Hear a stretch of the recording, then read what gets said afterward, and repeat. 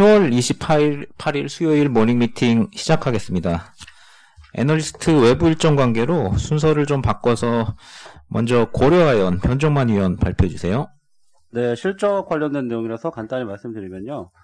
일단 어제 나온 실적은 3분기 실적은 시장 컨센 대비 영업이익이 거의 30% 상회하면서 매우 좋았습니다만 주가는 그렇게 크게 반영하지 못했습니다. 이유로 생각해보면 일단 TC가 재련 수수료가 최근에 좀 떨어졌고 은 가격도 30불까지 갔다가 좀 20불 중반으로 밀려있는 상황이고요. 또 하나 더 해서 환율이 워낙 강세입니다. 이게 이런 상황들은 고려한테 되게 좋지는 않은 건데 나중에 혹시 테이블 3번 나중에 봐보시면 저희가 가정하고 있는 금속 가격은 3분기보다 4분기가 더 높습니다. 그런데도 불구하고 영업이익률은 오히려 3분기보다 4분기가 좀 떨어지는 걸로 가정을 했어요. 그러니까 이거는 이제 환율이 매출액 전체에 영향을 미치기 때문에 그런 걸 좀 감안을 했고요. 금속 가격 상승은 여전히 긍정적이고 저희는 지금 아연 같은 경우는 공급 초과가 전망은 되지만 단기적으로 봤을 때는 경기 회복, 인플레이션 이런 기대감 때문에 금속 가격 상승세가 이어질 거다라고 보고 있고 은 가격도 12개월 상단이 35달러 전망치를 환경균연구원이 내고 있습니다. 이런 과정에서 보면 고려아연은 지금 기대치가 워낙 있는 회사이기 때문에 서프라이즈에 반응하지 않은 것 같은데 돋보인 실적에 주가는 점차 회복돼 갈 걸로 이렇게 예상을 하고 있고 목표 주가 49만 5천 원과 투자기간 바이를 유지합니다. 이상입니다. 네, 다음은 신한금융지주 기업은행 발표해 주세요. 네, 이번 3분기 실적을 좀 되돌아보면 앞서 발표한 KB 하나금융지주에서도 저희가 봤었던 것처럼 3분기 실적은 비은행 비이자 부문이 얼마나 견고한지에 따라 명암이 엇갈렸습니다. 어제 나온 신한금융지주와 기업은행 실적도 그런 식으로 비교가 됐는데요. 신한 같은 경우는 예상치를 큰 폭으로 상회했고요. 기업은행은 예상치 부합하는 수준이었습니다. 근데 딱 그 부분이 비이자 쪽에서 얼만큼의 버퍼를 만들어주느냐로 판가름이 났고요. 공통적인 대출 성장 드라이버는 소호, 중소기업 쪽, 그리고 이제 가계를 주력하는 쪽은 일반 자금 대출이었는데 이 부분이 신용 대출과 그리고 전세자금 대출이었습니다. 눈에 띄던 부분은 기업은행의 마진이 지난 분기 대비 12bp 하락했다는 부분인데요.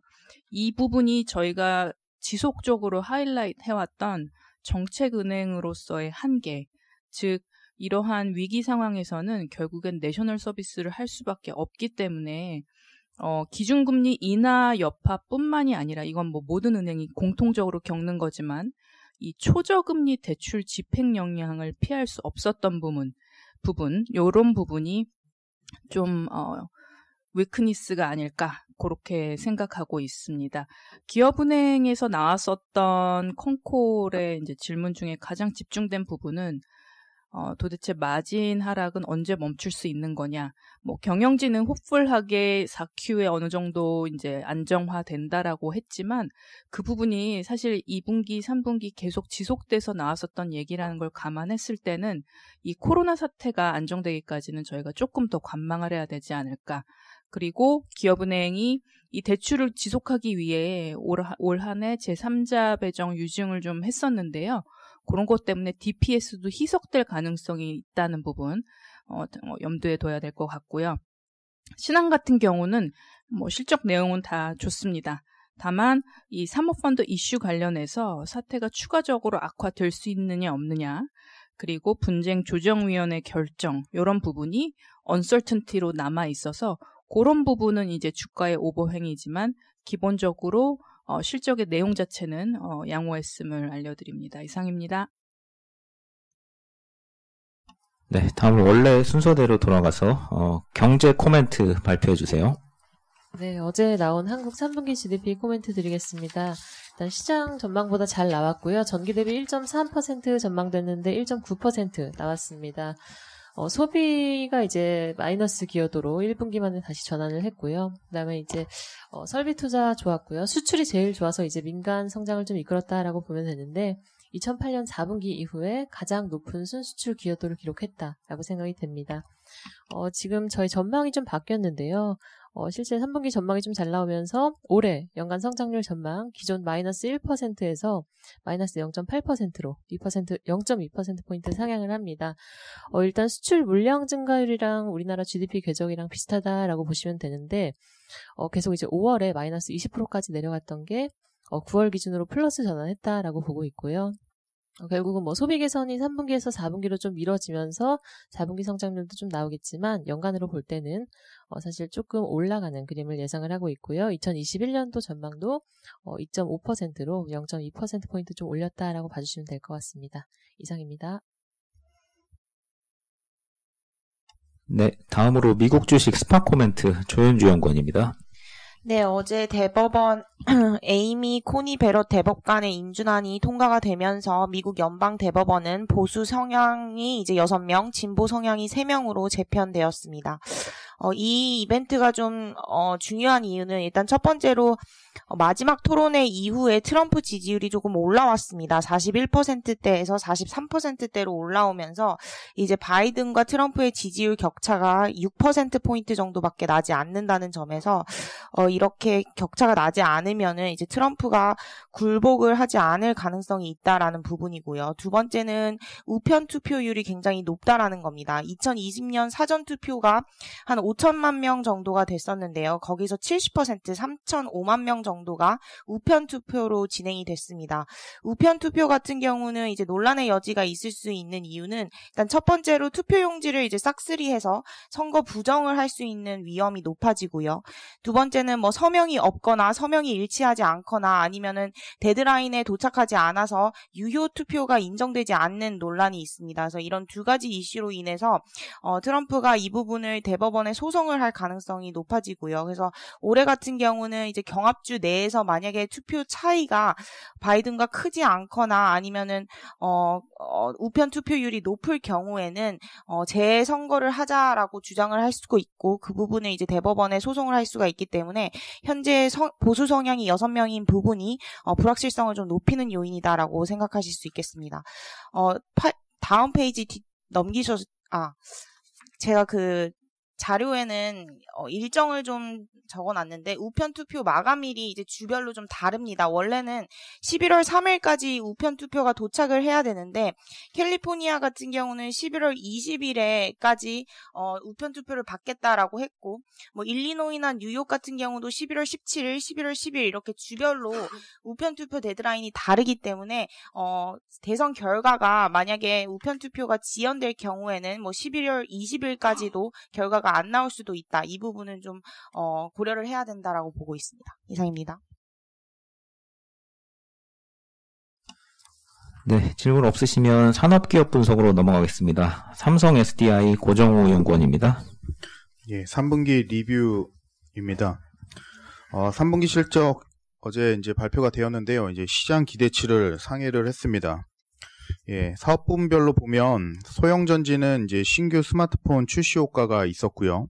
그리고 전기차용 전지는 이제 유럽 전기차 업체들 신규 전기차 출시 효과가 이제 있었고요. 그래서 전기차용 전지 3분기 전체 출하량에서 이제 유럽 비중 자체는 이제 90%를 상회합니다. 전자재료는 3분기에 TV랑 IT 패널 많이 나간 걸로 저희가 알고 있는데 그에 따라 가지고 이제 평강필름 사업도 수혜를 같이 봐서 실적 개선 이제 되었다라고 이제 볼 수가 있습니다. 그래서 3분기 영업이익은 이제 2,674억 정도 이제 기록을 했는데 저희 추정치 2,100억 그리고 시장 기대치 2,000억을 이제 상회를 했습니다. 4분기도 이제 실적 성장 추세에 이어질 것으로 저희 전망하고 있고요. 가장 큰 활약을 이제 보일 거로 보고 있는 게 이제 전기차용 전지랑 ESS용 전지다라고 볼 수가 있습니다. 그래서 EV용 전지랑 ESS용 전지가 이제 성장을 견인할 것으로 보고 있는데 우선 전기차용 전지는 이제 하이라이트 부분 자체가 4분기 매출 성장이 전분기 대비해서 이제 50% 정도 이제 성장을 합니다. 그리고 이제 드디어 흑자 전환에 이제 성공할 것으로 보고 있고요. 저희가 이제 보고 있는 이제 영업 마진율 자체는 4분기 첫 스타트가 이제 3%대로 이제 시작할 거라고 보고 있습니다. 그리고 ESS용 전지도 이제 테슬라의 이제 컨퍼런스 콜이라든지 이제 실적을 보시는 것처럼 ESS용 전지도 좋을 수밖에 없는데 매출 성장의 4분기는 전분기 대비해서 50%에 이제 달할 것으로 보고 있고요. 이익 개선은 저희 전망하고 있는 상황입니다. 그래서 4분기는 성장축 두 개가 한 번에 크게 개선될 것으로 보고 있기 때문에 배터리 시장 성장 수혜를 향유하기에 이제 가장 좋은 포지션을 지금 가지고 있는 이제 기업으로 저희 계속 추천을 드립니다. 매수 의견이랑 목표 주가 51만 원 계속 유지합니다. 이상입니다. 네, 이어서 삼성 SDS 삼성물산 발표해 주세요. 예, 삼성물산 먼저 말씀드리겠습니다. 실적은 컨센을 조금 하회했는데요. 내용을 뜯어보면 상사 쪽은 철강 시황이 좋아지면서 많이 개선이 됐고요. 그리고 시금은 계속 코로나19의 일정 수혜를 받고 있는 모습입니다. 반면에 건설에서 일회성 비용이 한 200억 정도 반영된 게 있는데 이게 2분기 중에 코로나 때문에 해외 공정 중단됐던 비용을 지금은 재개가 됐고 지금 반영을 한 거고요. 그리고 바이오 쪽은 이미 실적 발표 때 들으셨겠지만 수주 활동이나 충원 등으로 판관비가 많이 늘어났습니다. 레저 쪽도 비가 많이 와서 여기 영향을 좀 받았고요. 4분기에는 주력인 건설 바이오 상사는 이제 본궤도에 올라왔고 패션 쪽이 지금 빈폴 스포츠 이런 거 스크랩하는 것들이 있기 때문에 효율화 비용 반영돼서 영업이익이 생각보다는 조금 덜 나올 것 같고요.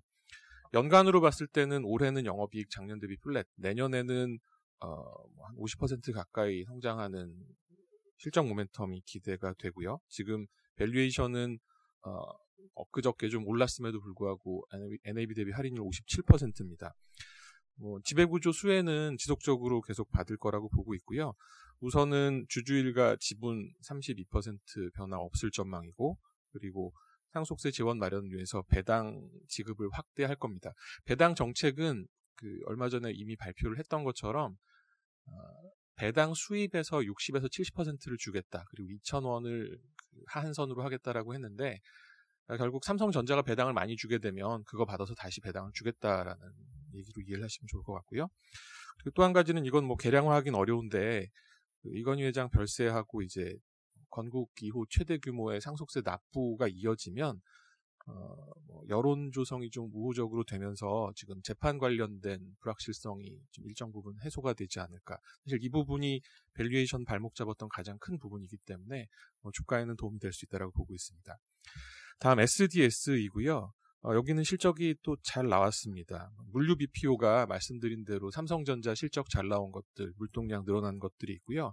여기에 덧붙여서 지금 코로나19 상황이기 때문에 연말 불확실성을 감안해서 크리스마스 이런 거 관련해서 보내야 될 거를 좀 더 미리 당겨서 보낸 게 있다라고 얘기를 합니다. IT 서비스는 프리뷰 때 말씀드렸던 대로 상반기 부진에서는 좀 벗어나서 정상화가 되고 있는 모습이고요. 반면에 4분기는 작년 4분기가 IT 서비스 좀 일회성이 비슷한 이익이 있어서 기저가 높고 그리고 올해 3분기가 물류 쪽은 좀 당겨 쓴 감이 없지 않기 때문에 실적이 생각보다는 좀 안 나올 수 있을 것 같습니다.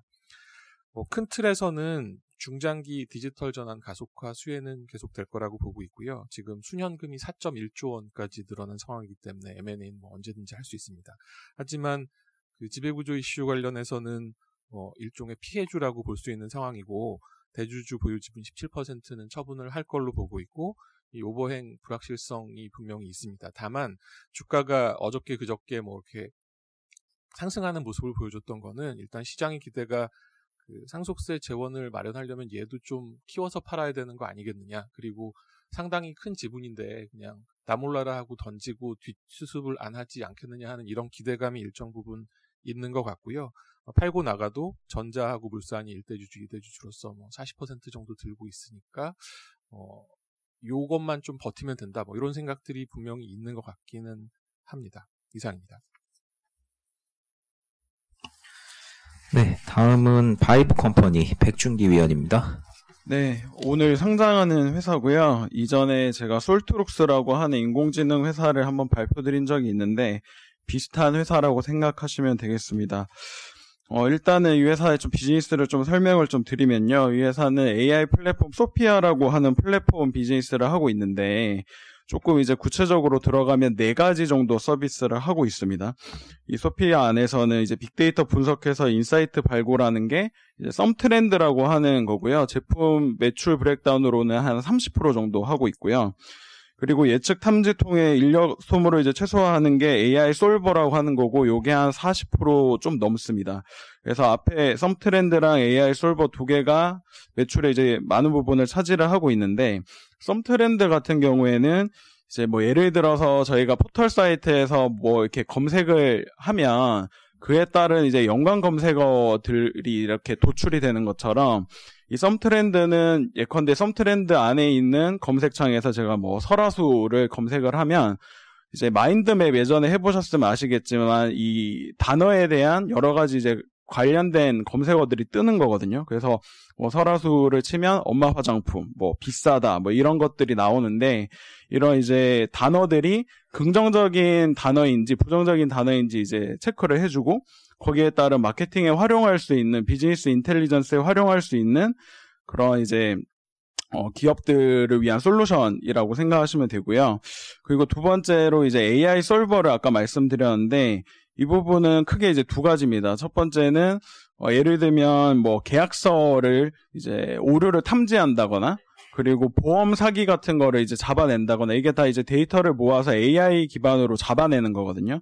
그리고 두 번째는 디지털 트윈인데, 이 디지털 트윈이 내년도에는 상당히 좀 이슈가 될 것 같아요.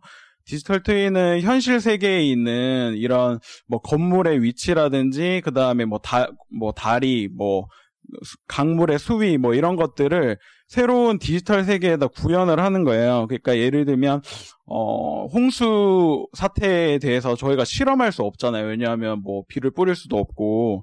그래서 홍수가 났을 때 이 다리가 얼마만큼의 수위에서 어떤 식의 뭐 사람들의 피해가 발생을 하는지, 이런 것들을 미리 이제 디지털로 체크를 할 수 있는 건데, 이거를 지금 한국토지주택공사에서 크게 이제 수주를 받기 시작하면서 내년부터는 매출액이 꽤 많이 나올 것 같습니다. 그리고 뭐 나머지 30%의 매출은 AI 에이전트, AI 리포트인데, AI 에이전트는 이제 콜봇이라고 생각하시면 돼요. 솔트룩스가 같이 이제 겹치고 있고요. AI 리포트 같은 경우는 저희 이제 애널리스트들의 사실 좀 잠재적인 경쟁인데, 이게 자동으로 리포트를 만들어주는 그런 인공지능이라고 생각하시면 됩니다. 그래서 이제 저는 이제 내년부터는 뭐 솔트룩스나 바이브 컴퍼니 같은 AI 업체들이 실적이 이제 나오는 시기이기 때문에 내년 테마로는 AI를 좀 보고 있고요. 그리고 내년도 실적을 300억에, 매출액 300억에 영업이익 53억으로 보고 있는데, 이거는 이미 수주받은 금액이 벌써 한 260억 정도 되기 때문에 충분히 좀 달성 가능할 거다라고 보고 있습니다. 좀 오늘 이제 수급과 관련해서도 좀 말씀을 좀 드리면, 일단 오버행이 좀 많아요. 그리고 이제 공모주주 포함해서 오늘 프리플롯, 그러니까 돌아다닐 수 있는 물량이 43.6%나 되기 때문에 아마 좀 높게 시작할 경우에는 좀 밑으로 많이 빠질 수 있는 가능성도 있고요. 그래도 저는 이제 회사 자체를 긍정적으로 보고 있고, 지금 솔트룩스가 1680억 정도 시가총액을 하고 있는데, 저는 바이브 컴퍼니가 좀 더 좋은 회사다라고 생각을 하고 있어서 지금 공모가 수준은 시총으로 1510억입니다. 그래서 공모가 수준 정도에서는 충분히 좀 투자 매력이 있고, 이미 이제 그 수요 예측 때도 경쟁률이 1300대 1 정도까지 나왔기 때문에 시장에서 관심은 좀 많다라고 보시면 될 것 같고요. 근데 일단 뭐 워낙 구주주들의 락업이 걸려져 있는 물량들이 많기 때문에 오늘 시장 시초가에 대해서는 좀 예측하기는 힘들 것 같은데, 아까 말씀드린 대로 공모가 수준에서는 충분히 밸류에이션 매력은 있다. 이 정도까지 말씀드리겠습니다. 이상입니다. 네, 질문 없으시면 해외 주식 하이엔로 발표해 주세요. 네, 바이위클리로 나오고 있는 정기 자료이고요. 국가별로 이제 증시 리뷰 먼저 좀 드리면, 일단 미국 같은 경우에는 뭐 최근에 추가 재정 부양책 협상이 좀 지연이 되면서 좁은 범위에서 좀 등락을 거듭하는 양상을 보이고 있습니다. 지난 2주간 S&P 500은 한 0.3% 하락을 하였고요. 커뮤니케이션, 유틸리티, 산업재 이렇게 4개의 섹터가 좀 선전을 했습니다. 각각 3%, 2%, 0.5% 상승을 하였고요. 일단 유틸리티와 산업재 섹터가 9월에 이어서도 뭐 10월에도 좀 주가 상승이 좀 지속되고 있는 부분이 관찰이 되었습니다. 52주 신고가 종목 한 108개가 신고가 기록을 하였고요. 산업재와 정보기술 기업은 각각 27개, 20개 정도가 신고가를 기록을 했습니다. 주요 기업 중에서는 페이팔, 오라클, UPS, 캐터필러 이런 기업들이 신고가를 기록을 했습니다. 이어서 중국 쪽 말씀을 드리면 지난 2주간 상해종합지수 0.2% 상승을 하였고요. 19기 5중 전에 앞두고 차익 실현 매물 출회가 되었지만은 금융과 소비재 섹터 이쪽 섹터는 중국 정부 정책 발표에 따른 좀 수혜가 좀 예상이 되면서 이쪽 섹터만 상승을 하였습니다. CSI 300 지수 내에서 한 41개가 신고가를 기록을 하였고요. 윤기실리콘, 오량액, 평안은행, 3일중공업 이런 기업들이 신고가를 기록을 했습니다. 마지막으로 일본 쪽 말씀을 드리면 이제 엔화 강세 흐름 때문에 주식시장에 좀 부담으로 좀 작용을 하고 있고요. 최근 2주간 1.3% 하락을 했습니다. 섹터별로는 소재, 금융 섹터가 좀 상승을 하였고요. 토픽스 500 지수 내에서는 한 42개 기업이 신고가를 기록을 했습니다. 주요 기업들 중에서는 니덱, 무라타 제작소, 타이오 유덴 이런 전자부품 기업들이 좀 실적 회복 기대감 때문에 강세를 보였습니다.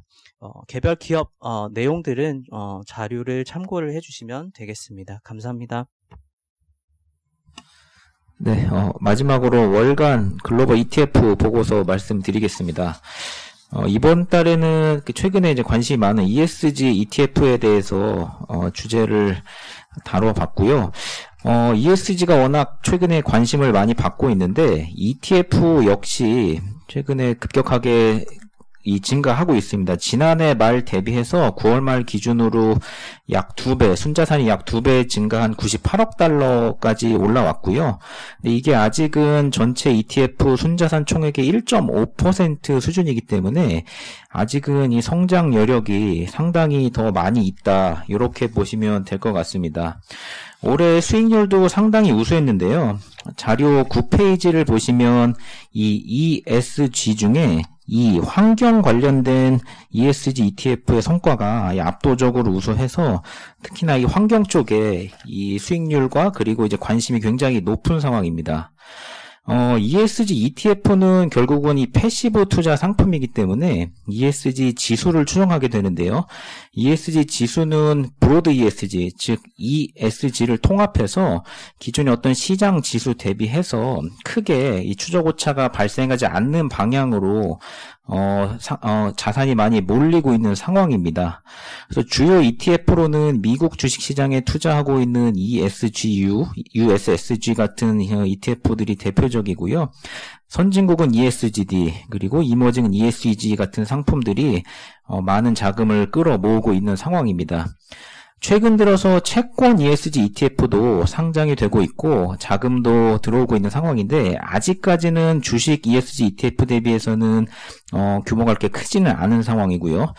좀 재밌는 게 이 블랙락에서는 기존의 자산 배분형 ETF를 담고 있는 EMP ETF가 있었는데 요거를 ESG EMP ETF를 출시를 했어요. 그러니까 자사의 ESG ETF만으로 EMP를 구성하는 이런 상품인데 이런 것들은 이제 국내에서도 운용사들이 충분히 상품화를 고려할 수 있는 그런 이제 아이디어라고 생각을 할 수가 있을 것 같습니다. 마지막으로 이제 국내 시장에도 6개 ESG 투자 ETF가 있는데요. 이 중에서 MSCI 코리아 ESG 리더스 지수를 추종하는 상품과 KB스타의 ESG 사회책임 투자 ETF가 최근에 성과가 우수하고 자금도 비교적 큰 편입니다. 저희 포트폴리오는 3페이지, 4페이지 글로벌 국내 포트폴리오를 보시면 되는데 주식 쪽에서 미국 ESG 투자 ETF와 그리고 채권에서 미국 ESG 하이힐드 ETF를 이번 포트폴리오에 추가했고요.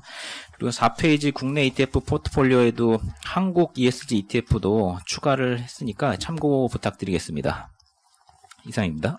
지금 흔히 이제 ESG 투자가 시장을 언더할 거다라는 생각들을 많이 하는데 여기 안에 내용 보면은 오히려 ESG ETF가 시장을 아웃퍼폼한 사례들이 많잖아요. 그 이유 등등을 좀 설명을 해주시죠. 예, 지금 말씀하신 대로 사실 작년까지는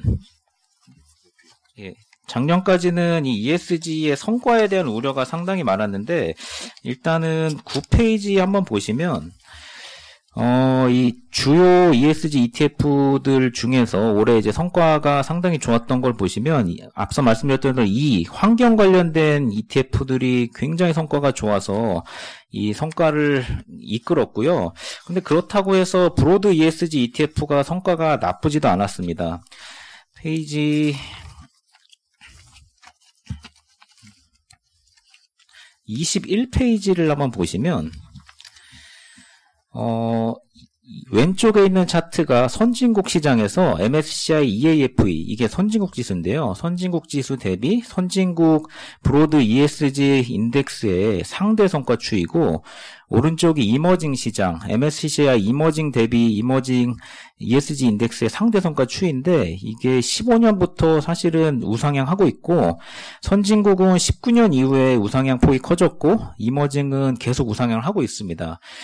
특히나 이머징 시장 같은 경우에는 이 흔히 말하는 좀 이제 어떤 부실한 기업들 이런 것들이 가끔 지수에 편입되면서 성과를 갉아먹는 경우가 생기는데, ESG 스크린이 그런 것들을 좀 스크린 아웃하는 효과가 있었다고 판단이 되고요. 그래서 선진국보다는 이머징 쪽에 좀 더 성과가 더 우위에 있다 이렇게 보여지고, 선진국 시장도 최근 들어서 자금도 많이 몰리고 있고, 이 환경이나 이런 부분에 어떤 ESG 리스크가 강조되면서 성과가 계속해서 시장 대비 아웃퍼폼하는 모습을 보이고 있습니다. 그래서 앞으로도 이런 흐름은 지속될 가능성이 높다고 보여집니다.